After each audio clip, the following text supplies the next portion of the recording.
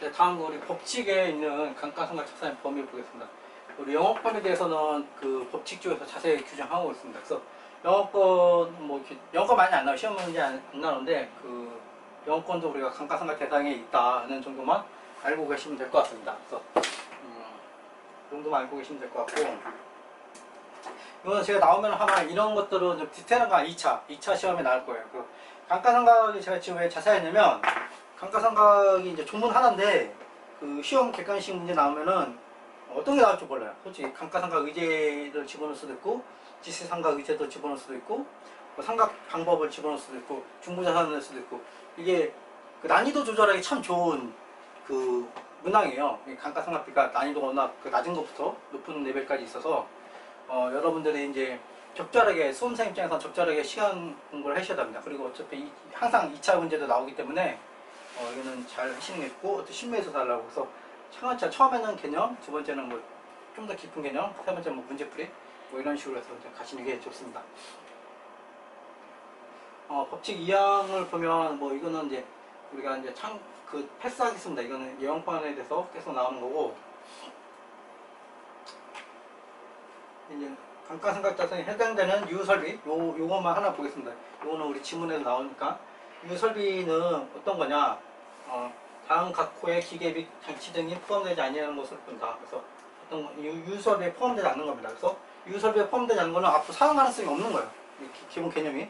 그래서 그 사용 중 철거해서 사용하지 않는 거, 철거니까 앞으로 사용할 일 없잖아요. 그래서 취득후 사용하지 않냐고 보관 중이고, 보관 중이니까 뭐 딱히 이제 쓰게 하면 개념 자체에 있는 거예요. 그래서 유설비라는 개념이 잠시 쉬고 있는 거예요. 잠시 뭐 가동률이 떨어져서 뭐 이제 주문이 갑자기 많아졌는데, 주문이 갑자기 줄어서 오도가 이제 줄어서 이제 쉬고 있는 거고, 그 다음에 이제 아예 이제 안 쓰겠다, 우리가 안 쓰겠다 그러면 철거를 하겠죠. 철거하거나 보관하겠죠, 보관. 왜냐면 이게 시간이 오래 걸리니까. 실제로 여러분들이 그 잘 모르시는데, 그 회사에서 그 장비가 그 이런 유설비 같은 거는 설비기 때문에 고정됐어요. 고정돼 있고, 이제 라인이 달렸기 때문에 이런 식으로 라인이 있고, 대부분 또 이제 하나 그 여러분들이 이제 자동차도 시동할 때 이제 에너지 많이 들듯이, 그다음에 그 가면은 이제 별로 에너지 안 들잖아요. 이런 것도 이제 공장도 처음 라인 그 셋업하고 돌릴 때 좀 돈이 들어요. 그래서 이제 웬만해서는 그 기업들도 계속 주문이 계속 나오고 막 왔다 갔다 하기 때문에 폭이 있습니다. 그래서 웬만하면 설비를 이렇게 줄이지 않아요. 그러니까 줄이지 않는 게 아니라 이렇게 철거하거나 그 보관하지 않아요. 이 정도면은 이제 거의 이제 당분 안 쓰겠다, 그런 의미인 거예요. 그렇기 때문에 그런 것들은 이제 감가상각 할 필요가 없겠죠. 아까 제가 이제 처음 말씀드렸던 건설 중인 자산 할 때는 우리가 이제 설치 중인 자산, 시험 중인 것도 이제 건설 중인 자산에 포함되는데, 요것도 중요하고, 건설 중인 자산 일부가 이제 완성돼서 사용, 이게 중요한 게 사용입니다. 사용하면은 이제 우리가 생각을 할 수가 있는 거. 사용되는 경우는 감가상각 자산에 해당하는 것으로 본다는 겁니다.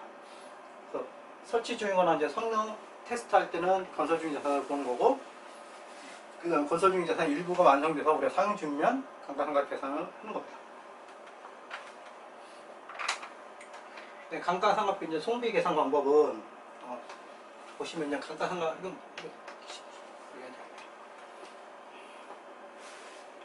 번호가 있어요. 자산 넘버가 있고, 그다음에 이제 자산이 있고, 기본적으로 이제 상각유계 유계액이 있는데, 자산에 바로 차감할 수 있어요. 마이너스에서 이제 상각비를 차감할 수 있고, 이때 상각비로 차감하면 당연히 그 번호별로 당연히 다를 거잖아요. 다르고, 상각유계액을 차감하면 그 취득금액은 그대로잖아요. 그렇기 때문에 상각유계액으로 할 때는, 보시면 상각유계액을 할 때는 우리 개별 자산별로 계산하는 거예요. 그래야지 이제 얘가 어떤 거랑 연결되는지를 하는 거고, 당연히 직접 감액할 때는 개별 자산별로 안 써 있는 이유가, 당연히 그 직접 상각할 때는 그 자산의 취득원가 달라지니까 굳이 안 쓰는 거예요. 그래서 기본적으로 상각 송비 계산 방법은 그냥 개별 자산별로 한다, 이게 원칙인 거예요. 여기 안 써 있어 지금 여러분들이 좀 헷갈릴 수가 있는데, 개별 자산별로 우리가 관리한다. 시부인도 개별 자산별로 하는 거고, 송금부산의 관리도 다 개별 자산별로 하는 겁니다. 이게 그 중요한 거예요. 그래서 어디는 제가 옛날에 그 세무조정 할 때는 뭐 어떻게 하다 보니까 세무하고 이제 텍스하고 달랐어요. 달라서 이제 그 예전에는 이제 개별 자산으로 하다 보니까 세무조정 내역이 그 자산 그 감가상각 쪽에서 이만큼 나와서 이제 세무조정 쪽 계산서 책자가 엄청 두꺼운 경우가 있었어요. 옛날에는 뭐 그렇게 해가지고 요즘은 뭐 CD나 뭐 이런 식으로 다른 식으로 하기 때문에 그렇게까지 안 하는데 하여튼 이거 나오면 우리 이제 양이 되게 많아진다. 우리 페이지 수가 소프트 카피도 엄청 많아진다. 이거 알고 계시면 됩니다. 그 다음에 이제 정기 오류 수정손. 제가 이건 초반에 이제 말씀드렸는데, 우리가 이제 법통이라는 거는 우리 기본 통칙입니다. 기본 통칙, 법인세 법 기본 통칙인 거고, 보면 2월 잉여금. 그러니까 전년도에 감가상각비를 했어야 되는데, 안 했어요. X1년도에 했어야 되는데, 안 했어요. 그래서 X2년도에 한강경 계획을 잡고, 잉여금을 처리한 거예요. 잉여금 처리해도, 이 잉여금도 우리가 순자산의 감소이기 때문에 순비로 보는 거예요. 잉여금을 감소시키는 정기오류 수정손을 계산하는 경우 상각비는 송금액 계산으로과 감가상각비 C부인 계산한다. 감가상각비 C부인 계산한다는 의미가 감가상각비에 포함해서 감가상각 범위액과 비교한다. 이런 의미로 생각하시면 됩니다.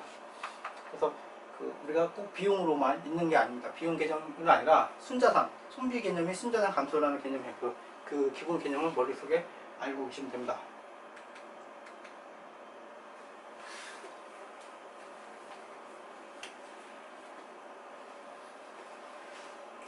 상각 범위액은 여러분들 회계랑 똑같아요. 회계랑 정리법 같은 경우는 우리가 이제 시도원가, 그 다음에 정리법 같은 경우는 이상각장애. 이게 이제 기본 컨셉입니다. 그래서 상각 범위는 개별 자산별로, 개별 감가 자산별로 세무 관한 세무자의 신고한 방법에 의해서 하는 거고, 그다음 이제 건축물과 이제 무형자산은 그 정리법, 건축물 외에 무형자산은 그 정리법, 정리법. 이 앞에 정리법 나온 이유가 무신고일 때는 정리법이기 때문에 이제 정리법이 먼저 나온 거예요. 그다음에 그 강업용 무형자산처럼 이제 우리가 이제 누적 산출물 이제 매입량, 뭐 이제 채굴량, 뭐 이런 것들이 이제 구하는 것들은 이런 생산량 비례법 및 원칙인 거예요. 생산량 비례법. 이게 이제 우리가 무신고일 때 먼저 하는 거예요. 먼저 한 걸 먼저 써준 거예요. 그다음 정액법, 정액법 이런 식으로 됐습니다. 그래서 건축물과 기본적으로 무형자산은 정액법. 그다음에 기타 건축물 외의 유형자산은 정액법. 그다음에 그런 것들은 물량이 있는 것들은 생량 비례법. 이거 알고 계시면 됩니다. 감가상각 방법을 얘기해 준 거고. 그다음에 이제 개발비가 있습니다. 개발비 같은 경우는 보시면 이제 제품의 판매, 사용이 가능한 시점. 이게 이제 중요한 겁니다. 이게 가능한 시점부터 20년 연 단위로 신고한 내용 연수에 따라서 내 사업연도를 경과 월수에 비례하여 생각하는 방법. 이제 월할 계산한다. 이런 거죠. 월할 계산. 이게 그 얘기입니다. 월할 계산한다. 쉽게 해서 월할 계산. 연할이냐, 반기냐, 월할이냐 이런 기준인데 기본적으로 월할 계산이 기본 컨셉입니다. 그래서 법조문이 약간 미비한 것도 있어요. 그런 것들은 뭐 연으로 하냐, 월할로 하냐 뭐 이런 이슈가 있긴 한데 기본 컨셉은 법조문이 미비한 거예요. 그건 법조문이 미비한 거고 기본 컨셉은 연할로 하는 거예요. 연할. 왜냐면 우리가 항상 1월 1일부터 12월 30일까지 있는 게 아니라 7월 1일, 뭐 6월 1일 뭐 이런 식으로 있기 때문에 연할로 하는 거고 기본적으로 우리가 이제 삼각 범위도 있잖아요. 삼각 범위. 이거 국세청에서 이런 거 왜 만들었겠어요? 그 법인세를 과도하게 이제 깎아주기 싫은 거잖아요. 이게 그러기 때문에 삼각 범위 준 거고 월할이 없으면 어떻게 했습니까? 우리가 7월 1일 날 취득한 것도 1년으로 삼각할 거잖아요. 1년으로 삼각하면 그 법인세가 그 해에 많이 좀 줄잖아요. 좋지 않죠. 그래서 기본 컨셉은 월할입니다. 월할. 기본 컨셉만 알고 계시면 되고 월할을 약간 표현하는 단어가 조금씩 달라요. 이거는 경과월수에 비례해 생각하는 방법이라는 표현이 되었고 사용기부 자산도 사용기간 따라 균등하게 안분한 금액을 생각하는 방법. 기간에 따라서 사용기간에 따라서 균등하게 이런 표현을 약간씩 거의 월할이랑 똑같은 개념인데 조금씩 단어를 다르게 썼습니다. 전파법은 사용 기간에 따라 균등액을 생각하는 방법. 월화이라고 보시면 됩니다. 네, 정해법의 뜻을 알려준 거예요. 정해법은 감가상각자산의 취득가액에 해당하는 그 당일 내용 연수를 한강으로 곱하는 거죠. 취득가액이 뭐냐가 중요한 건데, 취득가액은 뒷부분에 나와요. 72조는 뒷부분 우리 자산 부채 평가 뭐 이쪽에 있는데, 기본적으로 취득가액은 이제 자본적 지출을 포함한 거예요. 그리고 이 취득가액은 세무 텍스상 취득가액 얘기하는 거예요. 회계상 취득가액이 아닙니다. 텍스상. 그래서 기본적으로 우리가 세법 처음 읽을 때 저도 뭐 꽤 오래 했지만 처음 읽을 때 어려운 게 여기 앞에 이제 회계상 이런 게 있으면 그 텍스 재무회계를 말하는 거고, 이런 말이 없으면 그냥 텍스를 얘기하는 거예요. 그냥 당연히 우리 법인세법 쓰고 있으니까 당연히 얘는 뭐 세법상 취득가액이야 이런 말 쓸 필요 없잖아요. 그래서 우리가 특별하게 재무회계사 갖고 온 개념을 쓰면 회계상 이런 용어를 쓰는 거예요. 그래서 아무 말 없으면 이런 취득가액은 텍스를 의미하는 거예요. 그래서 송금부산입하고 유부 마이너스 이고 다 조정한 그걸 얘기하는 겁니다. 정력법은 회계랑 그 똑같이 우리가 이제 그 미상각자산 여기 보시면 이제 공제한 우리가 그 취득가액에서 감가상각비 누적액을 공제한 잔액으로 여기 보시면 미상각 잔액에다가 상각률을 곱하는 겁니다. 그래서 정력법은 미상각 잔액인 거고 정력법은 취득가액 그걸 하는 겁니다. 또 마찬가지로 그 텍스상 취득가액, 텍스상 그래서 그 감가상각비 누적액, 그래서 이것도 이제 송금부산입한 걸 의미하는 거예요. 생산량 비례법은 뭐 패스하겠습니다. 생산량 비례법은 뭐 회계도 안 나오고 세무도 잘 안 나옵니다. 왜냐면 이런 게 잘 안 나는 이유가 중요하지 않은 게 아니라 여러분들은 수험생이기 때문에 보편 나가서 필드에서 일을 하셔야 되잖아요. 그래서 그 보편적인 업종을 여러분들 시험 문제에서 내는 거예요. 뭐 특정 업종에 해당되는 거는 여러분들 틀리게끔 하려고 내는 거예요. 그런 것들. 기본 컨셉이 그겁니다. 법인이 제1항에 따라서 이제 상각 방법을 신고하겠죠. 신고할 때는 이제 우리 자산별로 하나의 방법, 아까 그 구분 있었잖아요. 건축물 그 기준인데 그거별로 하나의 방법 선택해서 우리가 감가상각법무 신고서를 신고를 하는 겁니다. 이거는 이제 가세표준의 신고 기한까지 납세지 간할 세부정에 제출해야 된다. 기본적으로 이제 절차 문제로 나올 수가 있습니다. 그 다음에 신고하지 않을 때는 어떻게 하냐. 그래서 이제 우리 건축물은 이제 정형법인 거고, 건축물하고 그 무형자산은 그겁니다. 그리고 경력법은 우리 건축물하고 그 무형자산 제외한 그 기회장치라든지 뭐 이런 것들은 경력법이에요. 그래서 이제 알파에서 다르기 때문에 실제 실무에서는 이렇게 하는 경우 거의 없습니다. 왜냐면 세무조정 엄청 했기 때문에 간단하게 알려주시면 되고, 생산량 비례법 이렇게 되어 있습니다. 그리고 시험 문제에서는 그 내용영수하고 정액법하고 정률법은 다 문제에서 주어집니다. 굳이 외우실 필요 없고. 그래서 이제 요 개념은 무신고할 때는 우리가 이제 그 건축물 제외한 유형자산은 정률법이다. 요거 하나만 알고 계시면 됩니다. 알프레스 좀 다르니까. 그 다음에 여기 보시면 무신고할 때 사용이 가능한 시점에서 5년 동안 매년 균등액을 생각하는 방법. 요게 이제 아까 제가 말씀드린 그 이제 조문이 약간 미미한 거예요. 보면 매년 균등액이잖아요. 매년 균등액이기 때문에 문자 그대로 하면은 얘는 월할이 아니라 연균등이에요. 연균등. 이런 게 좀 알고 계시면 됩니다. 그래서 약간 얘는 이슈가 있을 수 있어서 시험 문제 나왔지 않는지 모르겠는데, 기본적으로 이제 문구만 보면 연균등입니다. 연균등. 그래서 이런 거는 아마 제가 보기에는 문제 줄 때 그 기준을 줄 수도 있어요. 연균등을 하라, 아니면 월균등을 하라, 이렇게 문제를 줄 수가 있기 때문에 문제를 보시면 되고, 그냥 아무 의미가 없으면 얘는 문자 그대로 해석해야 되니까 연균등액입니다. 연균등. 월균등이 아닙니다. 그래서 우리가 기본적으로 개발비는 원래 신고할 때는 아까 보면 월균등액인데, 무신고할 때는 연균등액입니다. 이게 좀 차이가 있습니다. 그래서 이거는 조문 문제 낼 때도 여러분이 착각할 수가 있기 때문에 그거 하나 주의하시면 됩니다. 연균등.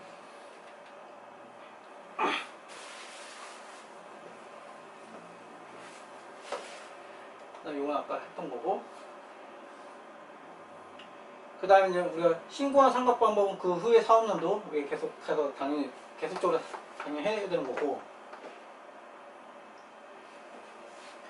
그 다음에 우리 잔액을 관리하게 되는데 잔액 관리는 뭐 패스하겠습니다. 우리 정리법 할 때 그 5% 미만으로 하는 경우가 있어요. 우리 정리법 할 때 그 5% 미만을 언제 상각비를 처리하냐면 그 5%에 상당하는 금액을 하되 그 금액은 미상가장 최초로 취득가액이 5% 되는 사업연도에 법에 가산한다. 그러니까 5% 이하가 최초로 되는 사업연도에 감가상각비로 인정해주고 이런 얘기입니다. 이거는 우리 해결랑 똑같습니다. 좀 패스를 하겠습니다. 그 다음에 우리 이제 비만기로 왜냐면 얘가 이제 처분할 때 써먹어야 되니까 비만기로 합니다. 100분의 5하고 1000원인데 일반적으로 지금 뭐 금액이 자산이 워낙 인플레가 많이 돼서 당연히 1000원이 적겠죠. 이건 뭐 할 필요도 없고. 그 다음에 중요한 거는 우리 한 중간에 취득했을 때 그다음에 사업연도가 1년 미만일 때는 월화를 하는 겁니다. 그래서 우리가 7개월짜리 사업연도다 그러면은 그 취득금액 곱하기 7 나누기 12 이렇게 하는 거예요.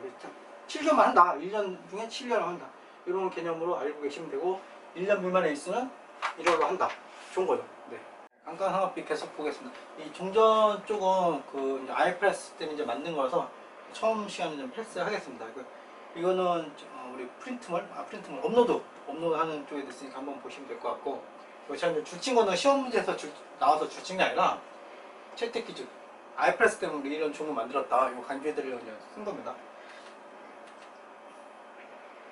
마찬가지로 기존 감가상각비 계산도 우리 이제 그 IFRS 이제 아까 그 앞에 조문하고 26개 2하고 맞물린 거예요. 그래서 2014년 1월 1일 이후 이렇게 나온 게 IFRS 때문에 하는 거고, 우리가 IFRS 기준 때문에 그 IFRS 기준은 이제 세법은 우리가 무조건 그 개별 자산별로 되어 있는데 IFRS는 뭐 잘 아시겠지만 개별 자산별로도 할 수 있지만 실무상으로 묶을 수가 있어요. 묶을 수가 있어서 그런 차이점을 반영해 준 거라고 이제 보시면 됩니다.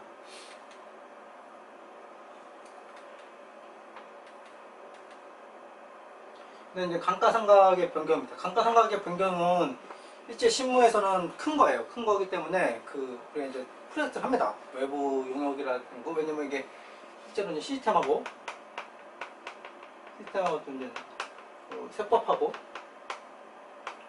회계하고 다 있어서 생각보다 큰 거예요. 그래서 큰 거라서 저는 이 감가상각 방법은 그 계산하는 문제 이런 것까지는 굳이 안 나와도 될 것 같은데 나오는 경우가 또 있더라고요. 그래서 실제로 이거는 뭐 한 명이 하는 게 아니라 여러 명이 합니다. 돈 받으면서 외면돼서 큰 거고, 감가상각의 변경은 할 수가 있죠. 할 수가 있는데 어떻게 하냐, 언제 하냐 이런 개념적으로 하면 될 것 같고, 우리 IFRS 그 회계에서도 재무에서도 할 수가 있습니다. 할 수가 있고, 세법에서는 좀 당연히 엄격하게 하겠죠. 이게 그 변경을 함에 따라서 감가상각비가 출렁출렁거리고 법인세 그 세금도 출렁출렁거리기 때문에 당연히 엄격하게 합니다. 그래서 보시면 이제 합병 서로 상각 방법이 다른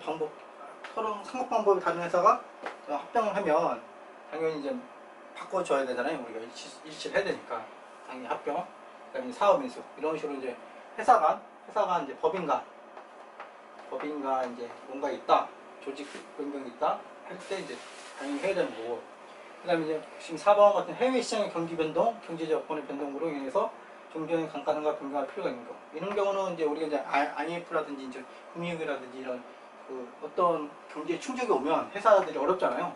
회사들이 어렵기 때문에 정책적으로 이제 지원을 해주는 겁니다. 이때 니네들이 어떻게 해서 법인세 효과를 좀 봐. 그러면서 4번 해준 거고, 이 5번은 이제 우리 이제 그 회계 정책, 우리 재무회계 쪽을 인정해 준 거죠. 그래서 회계 정책의 변경에 따라서 결산 방법의 한 경우는 보겠다. 그래서 재무회계에서 이제 하면 무조건 인정해 주는 거 그런 겁니다. 그리고 얘는 이제 특별하게 하는 거고.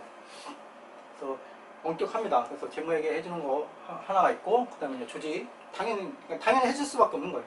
이 1번, 2번, 그 5번은 당연히 해줄 수밖에 없고, 4번 같은 경우는 물론 이제 경제 충격 이런 것 때문에 봐주는 정책적인 거고, 이 3번 같은 경우는 그 왜 이런 거 있냐면 뭐 외국인 투자 유치 받으려고 들어왔겠죠. 요즘은 뭐 별로 안 중요한 거고. 네, 그 상가 변경 승인을 받고자 할 때는 보시면 이제 종료일, 사업연도 종료일까지 우리가 신청서를 관할 세무서 등에 제출합니다. 그래서 좀 시간을 충분히 주는 거예요. 시간을 충분히 줘서 하는 거고, 늦겠다, 변경 승인을 얻지 아니고 했을 때는 기존에 했던 걸로 하는 겁니다. 이거는 뭐 별로 무신고 아니고 기존 신고한 방법으로 쭉 가는 겁니다. 변경이 없고. 그 다음에 이제 변경할 때 우리 감가상각 대상 금액을 어떻게 설정하냐. 근데 회계는 거의 똑같습니다. 회계는 똑같은데 단지 이제 금액이 회계상 금액이 아니라 텍스상 금액인 것만 다른 거예요. 그래서 종립법에서 정액법 갈 때는 우리가 이제 미상각 잔액 하겠죠. 당연히 감가상각 유계를 공제한 장부가액에서 정기 2월 상각 한도 초과액. 이거는 좀 친절하게 써준 거죠. 그냥 기본적으로 그냥 세무상 그 미상각 잔액이라고 보시면 돼요. 네, 이건 상각 한도 초과 이제 우리 송금무사님 인정했던 거고, 그다음에 상각률인 거고, 회계는 똑같습니다. 정액법 할 때는 우리 감가상각 마찬가지로 감가상각 유계액을 공제한 장부가에서 정기 한도 초과액 마찬가지로 거의 똑같다고 보시면 되고, 당연히 우리 텍스이기 때문에 텍스 기준의 금액이다. 요것만 알고 계시면 됩니다. 내용연수와 상각률은 우리가 이제 내용연수는 정해진 게 있어요. 우리 이제 별표라든지 뭐 이런 식으로 이제 세법에서 이제 그 규정해 놓은 게 있습니다. 규정해 놓은 게 있고, 규정하는 거에 플러스 마이너스 50%, 뭐 25% 이렇게 이제 범위를 넘겨주는 게 있어요. 이 정도 내용이 있다.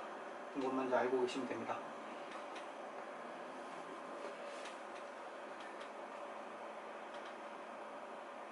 참고적으로 할 거는 좀 1년 미만, 사업연도가 1년 미만이면 어떻게 하냐. 사업연도가 7개월짜리다. 그러니까 우리는 사업연도가 뭐 2월 1일부터 뭐 7월 30일까지 이렇게 기호 단위로 했다면 우리가 한 살 하는 거예요. 그러니까 그러니까 어렵네. 1월 1일부터 뭐 7월 30일까지 7개월이잖아. 7개월? 그러면 원래는 이제 12개월치인데 그 중에서 12분의 7, 7개월짜리 하는 거예요. 그래서 월 균등 상각이다. 이런 개념 제가 아까 지난번에 말씀드린 것처럼 그 개념만 먼저 있으시면 돼요. 월 균등으로 한다. 이게 기본 컨셉인 거고, 좀 예외적으로 했던 것처럼 아까 이제 무신고할 때 우리 그 개발비 같은 그 무신고할 때 연균등 상각 요거만 좀 제보에 약간 법 조문 미비해요. 그거는 안 고치신 것 같아요. 그래서 대부분은 나머지는 대부분 다 월로 하는 거고, 1개월 미만은 1개월 미만 한다. 요런 정도만 하면 됩니다. 월할 기본적으로 월할 만큼 하는 거고, 그 1개월 미만은 그 1개월로 본다. 그래서 중고자산을 취득하거나 아니 우리 기중에 취득하거나 뭐 이런 식으로 하면 다 월할로 계산하는 겁니다.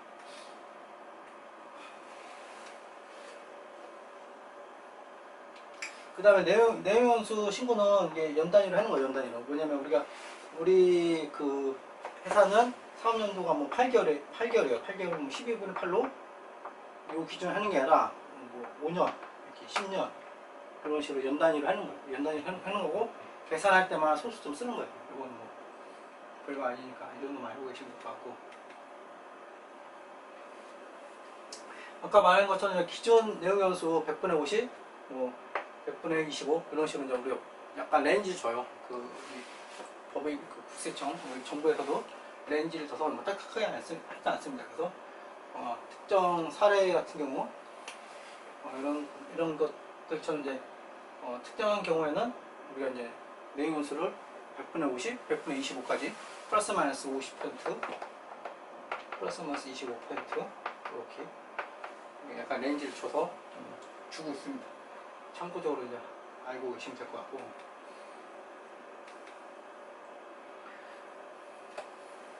이런 거는 지금 하고 있는 내용연수 특례 변경은 뭐 이런 것까지 계산 문제를 보통 나오지 않습니다. 이런 문제 나오면 좀 어려운 문제예요. 그냥 계산 테크닉이잖아, 테크닉. 그래서 뭐 이런 것까지 뭐 나오는 건 좀 어려운 거고 시간이 오래 걸리니까.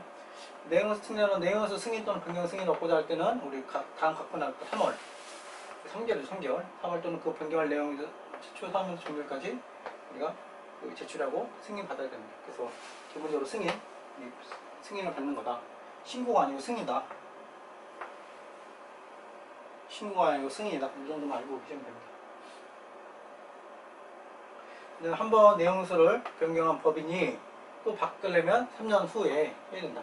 자주 바꾸면 좀 이상하잖아. 이게 얘네들이 뭐 탈세하는지 모르니까 이런 식으로 엄격하게 하는 겁니다. 중고자산의 상각 범위에서 이제 중고자산의 개념을 아시면 되는데, 중고자산은 이제 우리가 이제 내용 연수가 50년입니다. 50% 이제 경과된 자산을 중고자산이라고 그러고, 그 중고자산의 내용 연수는 원래의 50%의 기준 내용 연수 선택을 하는 거예요. 50년 경과된 것 때문에 짧게는 좋은데 짧게 하지 말라는 거죠. 그래서 법인세를 약간 탈세할 수 있을까 이런 개념으로 하고 있습니다.